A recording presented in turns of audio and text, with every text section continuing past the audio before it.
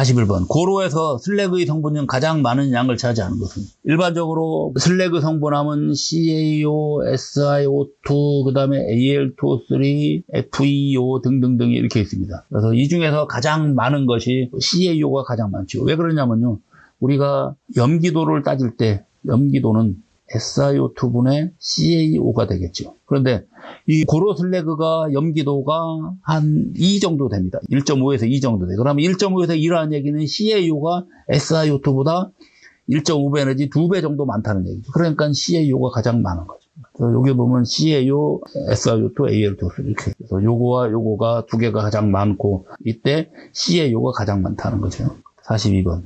코코스 생산량을 구하는 식으로 옳은 것은? 5분당 석탄의 장량, 그 다음에 코코스의 실소율, 압출 문수가 있는데 이게 뭐냐면요. 코코스를 이렇게 오븐 장치를 그려보면 별도의 오븐이 이렇게 요게 하나하나 이게 오븐을 나타내는 겁니다. 여기에 하나에 얼마만큼 들어갈 거냐는 거죠. 그래서 이것이 5분당 장입량입니다. 그 다음에 그러면 장입량을 집어넣고 그 다음에 얼마를 집어넣는데 실제 나오는 건 얼마만큼입니까? 그거는 실수율이죠. 그리고 압출 문수는요. 지금 여기서부터 여기까지 요게 하나, 둘, 셋, 넷, 다섯, 여섯 몇 개가 있는가. 그래서 이거를 몇 번을 여는가 그거를 말하는 겁니다. 그래서 그걸 보고 압출 문수라고 그래요. 그러면 이거를 다 곱해줘야 되는 거죠. 그래서 5분당 하나당 장입량, 그 다음에 하나당 실수율, 그 다음에 몇 개가 있는가. 요거 하나가 5분이 되겠고. 그 다음에 압출 문수가 이게 코커스가 다 만들어지면요 이 문이 열립니다. 문이 열리고 여기서 뒤에서 밀어내서 이렇게 뚝 떨어지거든요. 그래서 압출 문수라고 그래요. 이걸 다 곱해주면 된다. 그렇죠? 그 다음에 43번 고로 내 열수지 계산 시 이별에 해당되는 거. 고로 안으로 들어가는 거는 이별 또는 발열 반응 같은 건 이별입니다. 근데 갖고 나가는 거는 출혈이 돼요. 그래서 용선의 현열, 용선은 나중에 빠져나가죠. 그렇기 때문에 그거는 출혈이 해당됩니다. 그 다음에 노전가스도 위로 갖고 나가는 거니까 출혈. 그 다음에 슬래그의 생성열, 슬래그가 만들어지는 건요, SI가 O2하고 해서 SiO2로 이렇게 되거든요. 그러면 이거는 발열이죠. 발열, 산화 반응에서. 그래서 이거는 맞습니다.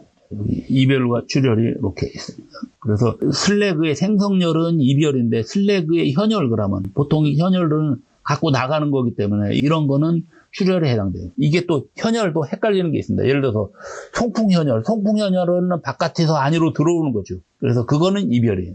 그래서 얘가 고로를 기준으로 들어오는 거냐 나가는 거냐 그거를 이렇게 생각하시면 된다. 그 다음에 44번 합금철 같은 경우는 페로실리콘이라든지 또는 페로망간이라든지 또는 페로크롬이라든지 페로니켈 같은 거 이런 걸 만드는 거기 때문에 보통 탄소 성분이 있으면 안 되기 때문에 전기로가 있는 진공로 그런 데서 만듭니다. 그래서 4번이 되겠네요. 45번 고로의 풍고로부터 들어오는 압풍에 의해서 생기는 풍고 앞의 공간. 고로가 이렇게 있을 때 여기서 이렇게 풍구가 있습니다. 풍구에서 여기서 O2하고 일반 공기라고 하죠. 일반 공기가 이렇게 들어가는데 열풍이죠. 열풍. 이때 열풍이 보통 한 1100에서 1300도 정도 C의 열풍이 들어가는 거죠. 공기가 들어가는데 공기 송풍 압력 때문에 여기가 이렇게 됩니다. 그러면서 이 안에서 여기서 1단계 반응이 일어나고 2단계 반응이 있는데 1단계 반응은요. C가 코커스가 O2하고 반응해서 CO2로 돼요. 그 다음에 2단계에서는 여기에 CO2가 다시 C하고 만나서 이렇게 바뀝니다. 이런 식으로 CO로 나와요. 그래서 이 CO가 나가는 거예요. 그래서 이런 식으로 형성돼 있는 구간을 보고 레이스웨이 그렇게 표현해요. 그래서 여기에 1영역에서는 이렇게 됐죠. 2영역은 이렇게 돼요. 그 다음에 46번. 품이 57%인 광석. 그러면 57%가 광석이고 나머지는 다른 성분이죠. 그리고 그 광석 중에서 또 철분이 93%에 있는 겁니다. 그러면 품위가 57% 광석에서 철분이 93%인데 이때 선천 1톤을 만들려고 한다. 그러면 광석을 얼만큼 집어넣어야 되는가? 그러면 일단 1톤이니까요. 천을 하고 그 다음에 0.93 요것만큼은 더 있기 때문에 요것만큼 이렇게 0.93을 해주고 그리고 요 품위로 나눠줘야 되는 거죠. 이렇게 하면 된다. 그래서 하면은 여기다가 1000에다가 0.93을 하면 1632 이런 식으로 나옵니다. 47번 소결 조합에 사용되는 용어가 FFS가 있다. F는 프레임, 즉 불꽃이 진행하는 속도를 말하는 겁니다. 이때 그래서 두 번째 F가 프론트, 앞으로 진행하는 S가 스피드, 그래서 화염 진행 속도라고 합니다. 또는 뭐 화염 전진 속도 그렇게 표현합니다. 그래서 즉 이런 겁니다. 이렇게 아까 소결 냄비가 있으면 우리가 이렇게 맨 위에가 소결대, 그 다음에 연소대 그런 식으로 쭉 나가는데, 이때 요 화염이 타서 처음에 불이 맨 위에 있었습니다. 그렇다가 안쪽까지 이렇게 다 타들어가거든요. 이때 타들어가는 속도를 말하는 겁니다. 이 안에까지 타들어가는 속도. 그거가 화염 진행 속도 FFS다. 그 다음에 소결기 그레이트 바위에 깔아주는 상부광의 기능이 아닌 것은, 소결 냄비가 요렇게 돼 있는데 여기서 공기를 빨아들이거든요. 공기를 빨아들일 때 이때 여기에 원료가 들어가 있고 밑에 여기를 막아주는 격자가 있습니다. 격자. 요걸 보고 이제 화격자라고 하는데, 요 화격자는 이거는 일반 장치입니다. 여기에 설치해 있는 장치인데 요 화격자가 바로 영어로 그레이트 바입니다. 자, 그래서 요 그레이트 바 위에 여기다가 초기에 광석을 장입할 때 초기에 상부광이라는 걸 이렇게 깔아줍니다. 그래서 이거는 소결 원료 중에서 예를 들어서 소결이 불량 난 거나 또는 소결이 다 돼갖고 이동 중에 깨진 거, 그런 것 등에 다시 요 위에다 집어넣어요. 여기다가. 얘네들은 한번 소결이 돼 있는 거기 때문에 2차 소결이 안 됩니다. 안 되기 때문에 여기서 어떻게 돼요? 이거하고 화격자하고 온도가 높아도 화격자에 달라붙질 않아요. 그 다음에 여기다 조금 큰 걸 이렇게 깔아주면 그 다음에 여기다가 분상의 원료를 이렇게 집어넣는데 이 분상 원료가 말 그대로 격자 사이로 이렇게 빠져나갈 수도 있거든요. 그래서 이런 걸 막아주는 겁니다. 자, 그러면 봅시다. 기능이 아닌 것은 그레이트 바의 막힘을 방지한다. 맞지요? 분상의 원료가 여기로 들어가지 않게. 그 다음에 소결 원료의 저부 배출용이, 저부 배출이 아니죠. 소결이 나중에 다 되면 이쪽으로 꺼내는 겁니다. 요 냄비를 뒤엎으면 요게 이렇게 쏙 빠져나와요. 제가 지금 그린 거를 이렇게 위에가 좁게 있는데 사실은 이런 식으로 되어 있습니다. 이런 식으로 이렇게. 그래서 위에가 넓어요. 그래서 요거가 탁 뒤엎으면 그대로 쏙 떨어져 나옵니다. 그래서 2번이 틀린 거고, 나머지 그레이트 바 용 부착 방지 맞고요. 그 다음에 소결광 분리용이 나중에 분리될 때 여기 잘못하면 그레이트 바하고 붙어 있으면 잘 안 떨어지는데 그거를 방지하기 위해서 똑 떨어지는 거죠. 49번 1일 생산량이 8,300톤인 고로에서 연료로 코크스가 3,700톤, 오일이 2,000톤을 사용하고 있다.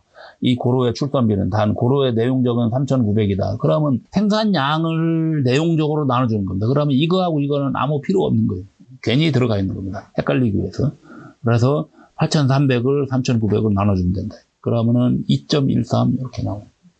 50번 재선 작업 중 산소가 결핍되어 있는 장소에, 그러면 이런 거 보고 산소 공급이 부족하니까 산소 공급기를 별도로 있는 거거든요. 그러면 송기 마스크가 되겠죠. 방진 마스크는 먼지만 막아주는 거, 방독 마스크는 독성 성분 막아주는 거, 위생 마스크는 일반 마스크입니다. 근데 송기 마스크는 말 그대로 송기, 공기를 보내줄 수 있는 거, 즉 산소를 공급할 수 있는 마스크다 얘기죠.